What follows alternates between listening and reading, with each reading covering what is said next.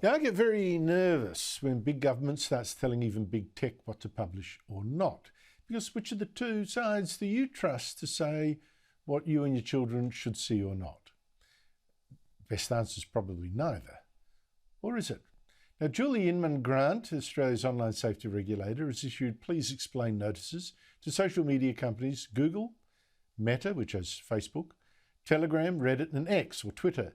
Notices to force them to explain what action they're taking against violent and extremist material, or else face fines.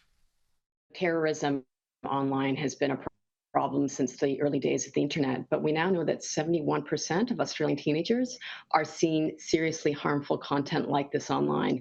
And our counterparts in the UK last week indicated that kids in primary school are starting to see violent extremism content on a regular basis. And we cannot let this content be normalized and our children anesthetized to its impacts. Joining me is Trevor Long, a technology commentator who hosts two very popular podcasts, EFTM and Two Blokes Talking Tech. Trevor Long, thanks again for your time. What is the problem here that needs fixing, do you think? Well, it's an interesting one because essentially the problem is this material exists online, whether it's child abuse material, extremist views, or terrorism-related materials. And the internet's a vast and wide place, and the concern here is that kids are seeing things they shouldn't see, and it should be the platforms, i.e., the publishers, that are responsible for stopping them seeing it. And I think it goes to your point of, is it really the platform's point to do that, or is it more about perhaps parenting around what kids are doing online? So that's the balance we've got. But the eSafety Commissioner is pretty strong in her views that they should be at least reporting back as to what they're doing. I feel like they're just going to send back a report and saying, we're doing what we can to avoid a fine. Yeah, so you don't seem convinced there is a problem that a government could fix or should be trusted to fix. Have I got you right there? Well, let's take Telegram as an example, right? Telegram is a one-to-one or one-to-many messaging app that is fully encrypted.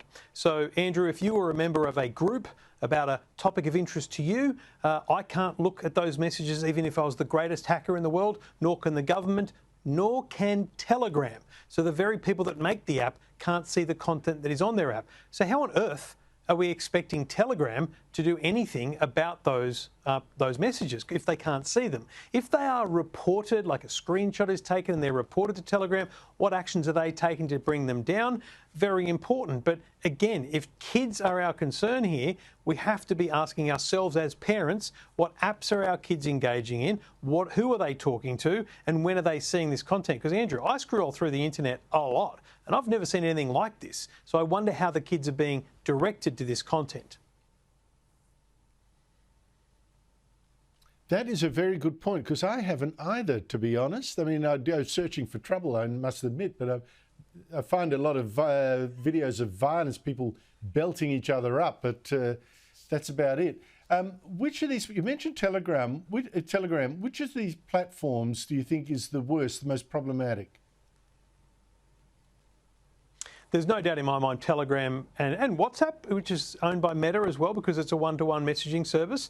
But I think in terms of sharing, I think Facebook is probably the one that we need to be the most worried about. Once someone gets into the conspiracy theory rabbit hole, it's the same as when you get into the extremism rabbit hole. If you see something that resonates with you because you're in a slump personally, then you'll just see more and more and more of it. So if this content is available online on platforms like Facebook, people will see it as reputable, but actually it's just fear and propaganda. So I think Facebook is probably the one that has the greatest exposure to the general public. Now, Trevor, I understand this E-Commission wants to do something about this, fine, but I'm thinking, how does all this work? These are international platforms. What's the danger of having governments in all sorts of countries, potentially more than 100 governments each having a say on what can or can't appear on these platforms? How does that work? Exactly, Andrew. We live in a global society where no Australian this is a subset of the Australian government trying to ask questions of these businesses, and these businesses are just going to send back a 2-page document outlining the amazing things they're doing to keep their platform safe. Of course, what are they going to say otherwise?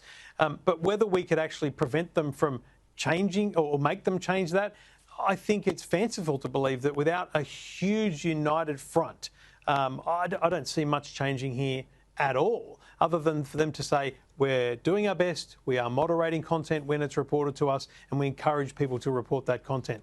Kids aren't going to report that content. They're going to go, oh, cool, I'll watch another one of those videos. That's just how kids are. Well, that's true too. And, if we get our say in the rules that these social giants operate, what about China? Does it get a say as well? That would worry me a lot. Trevor Long, thank you so much indeed for your time. Really appreciate it.